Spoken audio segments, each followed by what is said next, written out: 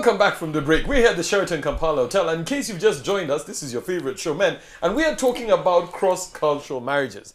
Now, just before we went into the break, Colin was going to tell us about his concerns about the Mzungus who are marrying.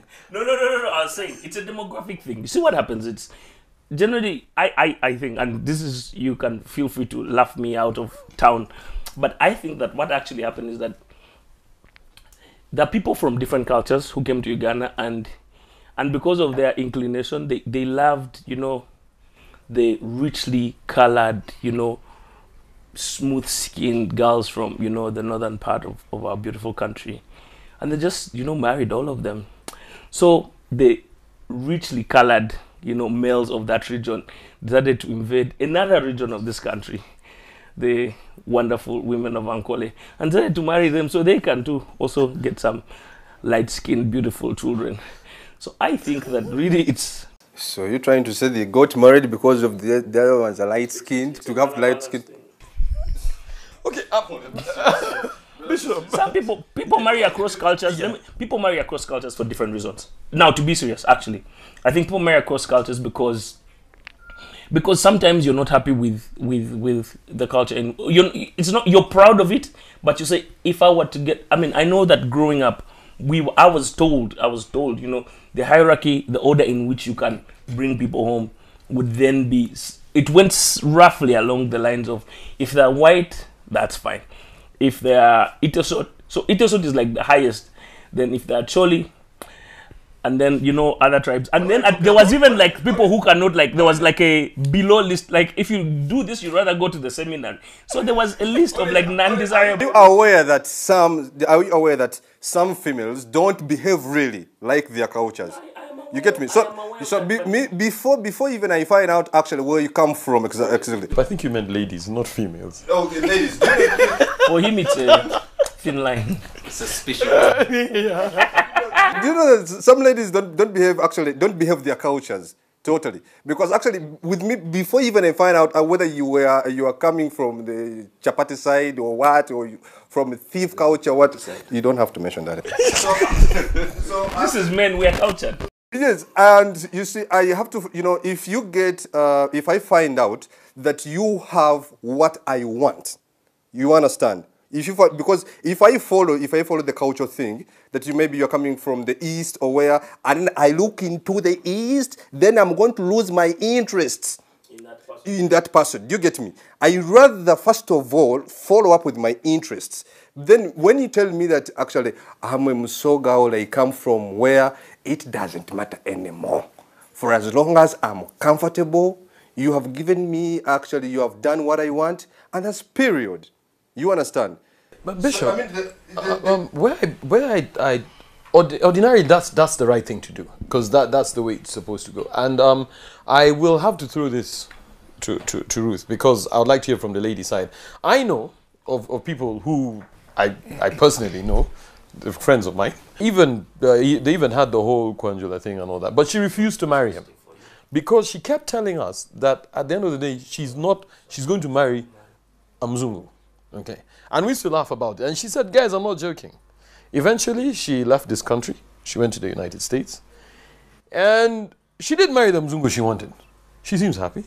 When you look at the guy, he's nothing to write home about, but he's filthy rich. Okay, and that was her criteria. It had nothing to do with what he looks like. She wanted a Mzungu, and she went for it. Now, so it's not against German men. Can I speak? Please go ahead. This was like 1939 all over again. History again here. So what I'm trying to say is, there's this thing about you wanting to marry a person, and they're looking at the values and what they stand for, and what they add to you. If they compliment you, if they help you strive for greater things, regardless of where they come from. And then there's channeling your thoughts into, I want to marry someone from the West, I want to marry a European, I want to marry a white man, regardless of whether they are 80 years of age or they are, your age, and the qualification kind of thing. Exactly. Is whether they are a mechanic or, there's two things in there. And I think that, for me, the important thing, it would be about who they are and what they stand for. I know that, I mean, it is the culture these days, or rather it's the norm these days. You walk into a place like Sheraton Hotel, and there's lots of old men, 70 years, living on their pension money. They have worked all there, and they decide, oh, I want to go to Africa. And there's this girl who says, oh, I want to have a white guy, and the two of them connect. I don't know how, and I don't know from where. And we are getting to see most of these people. And so in a relationship, oh, I mean, he comes, stays here for a couple of nights, and then you're like, oh, we could go back to a country together. And then you go away. Then 3 years down the road, the guy passes on. He leaves you something or nothing, and then you have to either relocate home or you have to start all over on your own, back there. I think that, it is what you hold, close to heart. It is what you want, what is important to you. While some people really are about where the people come from, others are about, the value in the person. Yeah. Also, Peter, just if I could slot in something here. The story you mentioned here as an example, for me, is actually about pain and the way people deal with it. Because you've not told us a story about, you've not told us a story about why this girl pulled out of the Kwanjula, all right? Something could have happened that hurt her so much that she shut down, and said, I'm not going to relate to any Ugandan man. Most of us Peter said the girl introduced. Yeah, they actually, no, what I'm saying, let me finish. By the time someone goes to the point of introducing someone officially to their parents, and you have this whole big do, there's something in there. But most of the times, something goes south because of something you've discovered, you've been betrayed, or whatever it is. I don't want to speak so much into that matter. But all I wanted to say is that there is a possibility that she made this decision based on pain. I've been in a relationship that wasn't the one I have with my wife, and I was so hurt, and I said to myself, I'm not ever going to marry until I'm 40. I've been married 9 years, and I'm not yet 40. So that says something. You can say stuff when you're angry, all right? So it may not have anything to do with culture. Yeah, but I just wanted to say that, to situate the story.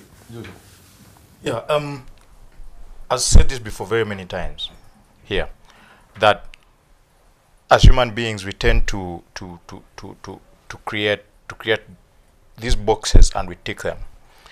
And what is important is that very often they are the wrong ones. Okay? We go out there and we are saying, I'm looking for a beautiful woman, I'm looking for a girl who works, I'm looking for a girl who comes from such and such a family, those are the things we say we are looking for. At the end of the day, what we are looking for, and what I think every human being is looking for, is that person who levels with them, okay, who makes them comfortable, who respects them, who loves them, who takes care of them. At the end of the day, those are the things that we are looking for. When we tick these boxes and then you go home and you realize you actually are not getting what you wanted out of life, but that's what you thought you wanted. When I was a kid, I thought I used to say I would marry a white woman.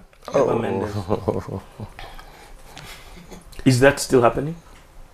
I mean, Eva Mendes. Eva Mendes is one of the most beautiful women.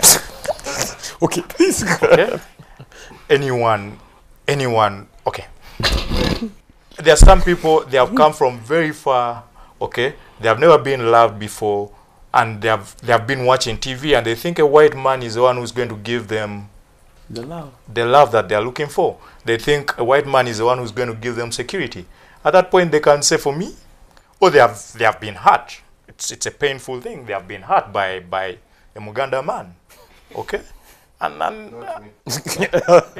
they are saying exactly you. They could even be unlucky. They have been hurt by 5 Muganda men, okay? And then they are saying, me, I'm done with these ones. I want the other ones. So those are things that happen everywhere, and it may work, it may not work. And you keep talking about hard work.